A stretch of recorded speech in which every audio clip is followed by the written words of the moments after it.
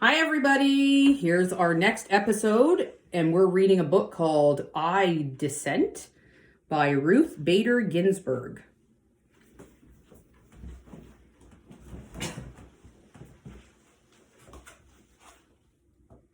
You could say that Ruth Bader Ginsburg's life has been one disagreement after another.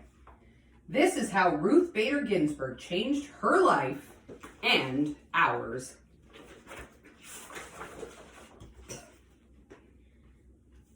In 1940, Little Ruth neighborhood was vibrant With immigrants. People from Italy, Ireland, England, Poland, and Germany, Jews from Russia, like Ruth's father Nathan Bader, people from different cultures with different holidays, foods, and traditions. But in all these families in Brooklyn, New York, and families everywhere, one thing was the same. Boys were expected to go out in the world and do big things. Girls were expected to find husbands. Is that the way the world is now? No way.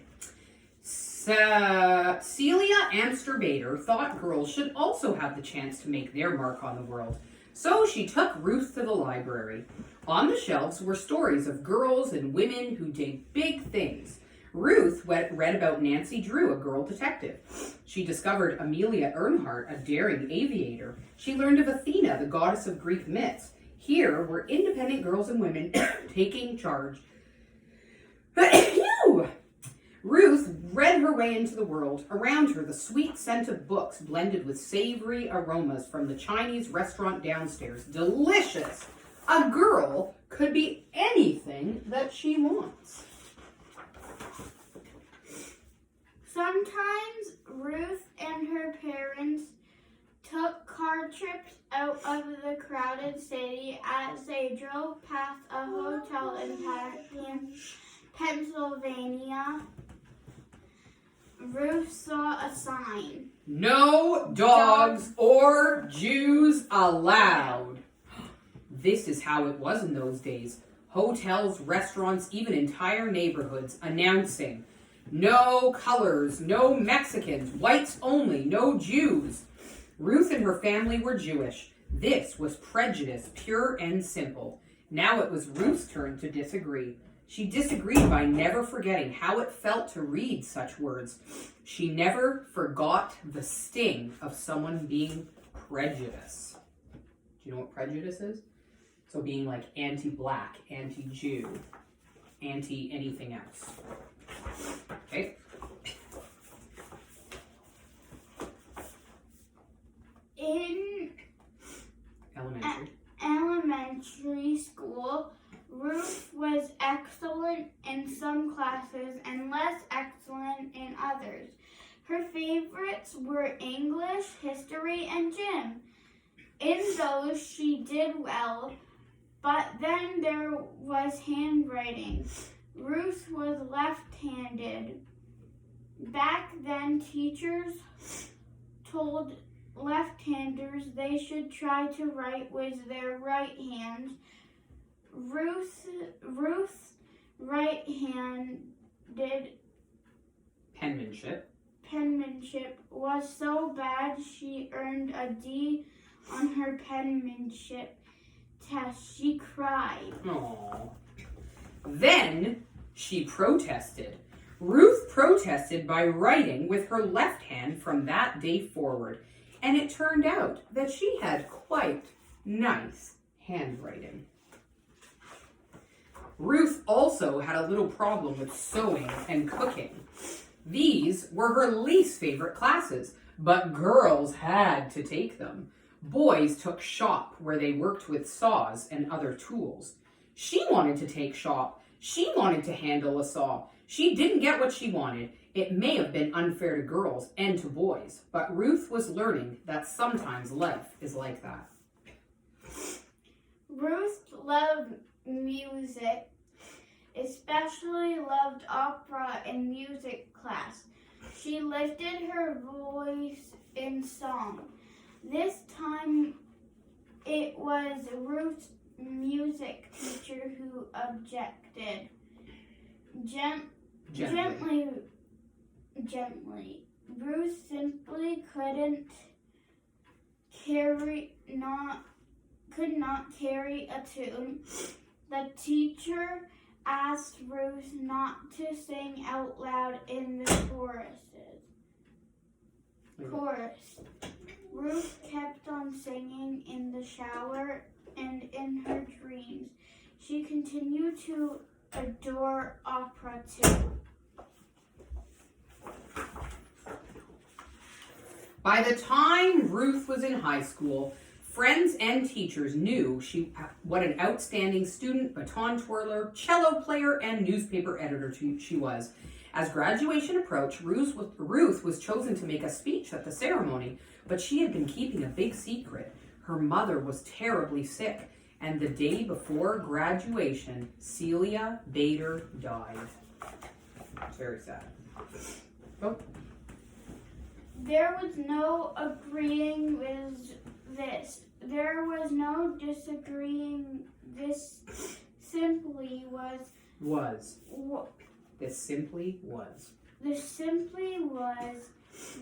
Ruth did not go to her. Did not go to her graduation. She did not give her speech. Still, Ruth knew that her mother. What her mother wanted. 3 months later, she left home to attend college. Not many girls went to college in the 1950s. Ruth made friends, but she also met girls who excluded Jews from their clubs. She met boys who thought girls should be looking for husbands. And then she met Martin Ginsburg. Marty was tall and funny. Ruth was small and serious. Marty could make her laugh. They fell in love and hatched a plan. After college, they would go to law school. Both of them, lawyers, Ruth had learned could fight unfairness and prejudice in courts. People thought it was a fine idea for Marty to attend law school. They didn't think Ruth should go. A lady lawyer? People disapproved. But they got married, they went to law school, and they had a baby named Jane. That's a cute name. I'll just read here, you read down here. Ruth's law school class had a total of 9 women and 500 men. She studied nightly and tied for first place in the class. And yet, at graduation time, no one would hire this brilliant new lawyer. Why not? She was a woman. Men didn't want to work with a woman. She was a mother. Men thought a mother wouldn't pay attention to work. And she was Jewish. Both people were still quite prejudiced. 3 strikes against her, but Ruth was not out. Finally, a judge hired her, and she worked like mad for him. And after that, one law school hired her, and then another. Ruth became one of the few female law professors in the whole country, and she did it with a new baby at home, James. So they had 2 kids. Ruth had disagreed and worked her way into being a lawyer and professor, but around her, other women were excluded from jobs. When they did get jobs, they earned less than men. They were kept out from important roles in courts and government. To make matters worse, the Supreme Court of the United States, the highest court in the land, approved all of this. As one, Supreme Court justice had written years before, The natural and proper timidity and delicacy which belongs to the female sex evidently unfits it for many occupations of civil life. In other words, women and girls were too shy and too weak to do things in the world. And another Supreme Court said, women has always been dependent upon man. Oh, Ruth really, really disagreed with this. Do we agree with that? Girls rule. Girls rule the world. Close it gently, please. So, Ruth went to court to fight for equal treatment of women. The most important cases in these went to the Supreme Court. The first time she appeared there, Ruth was so nervous that she feared that she might be sick. But standing before the 9 Supreme Court justices, Ruth imagined them as students. She, Professor Ginsburg, needed to teach these students, who were all men, why a person's choices shouldn't be limited just because they are a girl. Miriam. Ruth wasn't only fighting for women. When women were excluded from the work world, men were excluded from home life.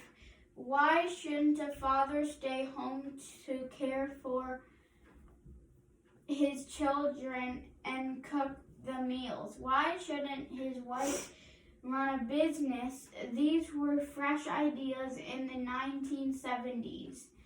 Ruth did not win every case, but she won enough. With each victory, women and men and girls and boys enjoyed a little more equality. Yeah, things were equal. Sometimes, Ruth and Marty's children received confused looks when they saw that their mother argued cases in the Supreme Court and their father made the family dinners. People found this very strange. They kept on being the type of family that they wanted to be, and dinners at the Ginsburg home were delicious. Marty was a successful lawyer, but also a marvelous chef who had mastered the art of French cooking. Ruth and her family had mastered the art of burnt pot roast. Yesterday we ate burnt chicken wings. Yeah. You want to read or me? That's a little too long. Ruth became well known as a lawyer, so well known that President Jimmy Carter himself chose her to be a judge in Washington, D.C. Then Ruth became known as the first-rate judge, and President Bill Clinton asked her to be a justice on the Supreme Court. Along with the 8 other Supreme Court justices, her job would be to decide the most significant cases and answer the most difficult legal questions in the United States. In 1993, Justice Ruth Bader Ginsburg became the first Jewish woman on the nation's highest court. That is a pretty cool honor. This book is kind of long, like my last one. It's okay, go for it. In each case, the Supreme Court considers, after hearing from lawyers who argue for each side, the 9 justices take a vote. The side that gets the most votes wins the case. The justices who agree write an opinion to explain the court's ruling. When Justice Ginsburg votes